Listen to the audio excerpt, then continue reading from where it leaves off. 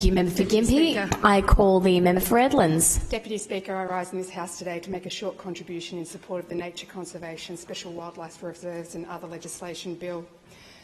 Queensland is renowned for its unique environment. We're a global hotspot for biodiversity. That's what we're well known for. Our natural places and our unique species are recognised globally for their importance. Biodiversity is central to our Queensland identity, wellbeing and lifestyle. It also underpins our prosperity. Queensland has world-class national parks, and this legislation builds on our ability to protect and conserve important land.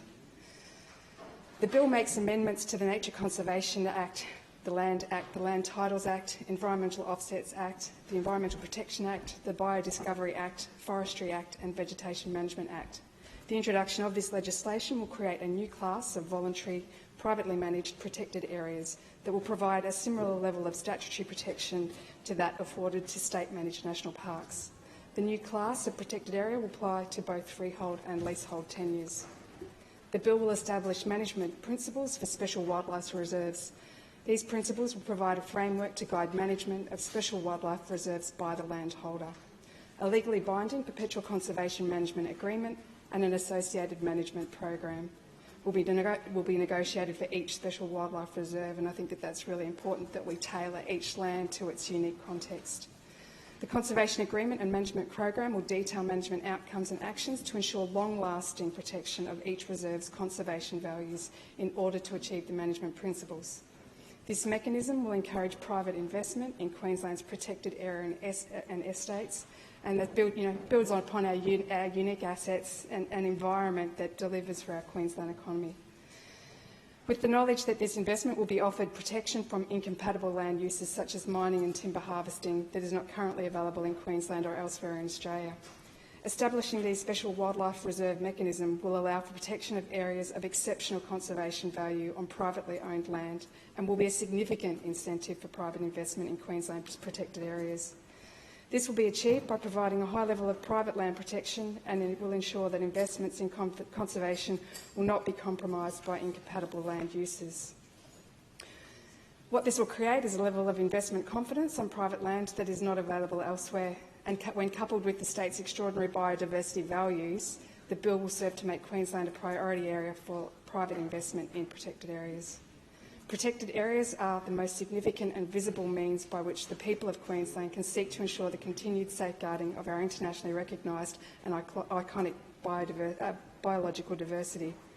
In recent decades, the Queensland community has made an enormous contribution to the protection of our biodiversity through the creation of nature refuges, a class of private protected area, which we now have over 500 refuges covering almost 4.5 million hectares.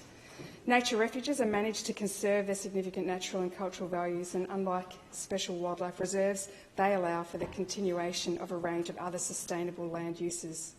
Many nature refuges contain significant species and ecosystems that are not found in national parks or other state-owned protected areas.